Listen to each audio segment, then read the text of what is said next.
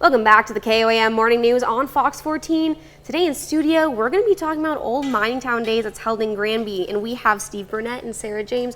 Thank you guys so much for coming in this morning. Oh, our pleasure to be here. Yes, so one thing, we're really excited to talk about this event, and this is coming up, this is starting June 3rd, right? Correct. So can you give us, a brief overview? What is this event that's going on? Well, we're trying to honor miners. You can see I'm wearing a miner's helmet here, and this one actually belonged to Hawkshaw Farmer. Doug Farmer owns JJ's Restaurant in Granby, and this was his dad's. Now, all the miners have died, but the purpose of Old Mining Town Days is to really honor those miners. So we're extending an invitation to any family members of miners in the tri-state region to come. But Sarah, why don't you talk about some of the events?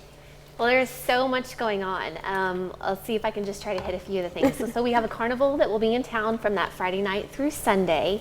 Saturday is just packed with events. We have a 5K, a car show along Main Street that will stretch the whole way, which anybody is welcome to bring their car into that. We have an outdoor market that will have over 50 vendors, artisans, boutiques, all kinds of great shopping going on.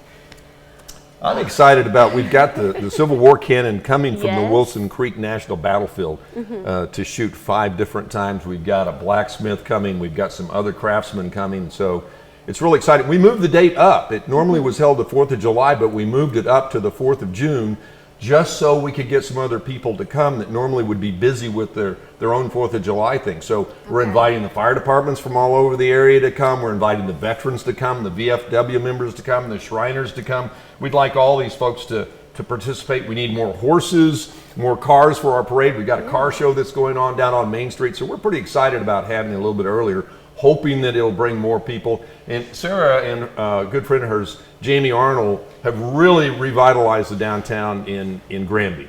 And they've got, if you like chic boutique, they've got boutique shops there all over, and they've really done some neat things to try and bring business back to our town. And we're hoping Old Mining Town Days is just another one of those things that will help bring people to Granby. Definitely. And there's one big thing I did want to ask. I know you guys are doing something a little different this year. Can you tell me about what that is, what changes people might see this year?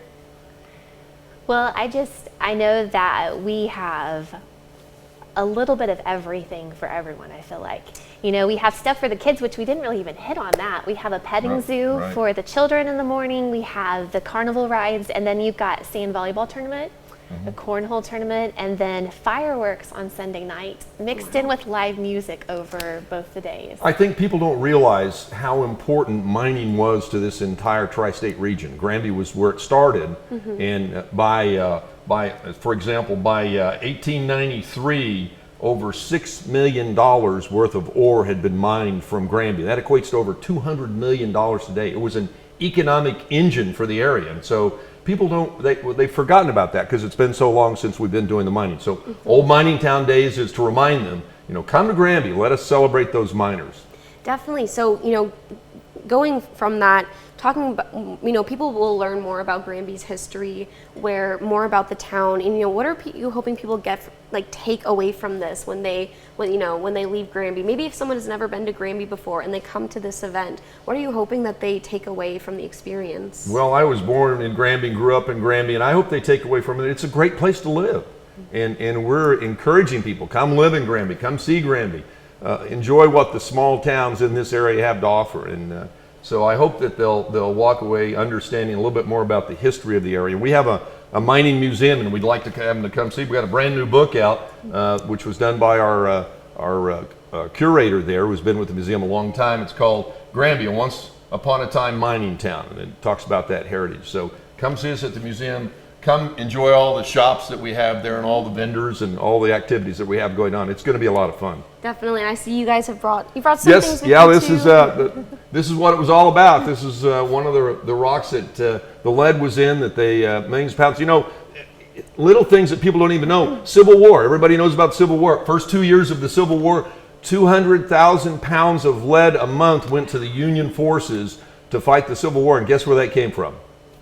Granby. Wow. And Granby ballooned in the 1850s, the late 1850s, up to 8,000 people because of that big surge of miners coming in to work. The largest smelter west of the Mississippi was built in Granby in 1857 by Henry Blow. People don't know that.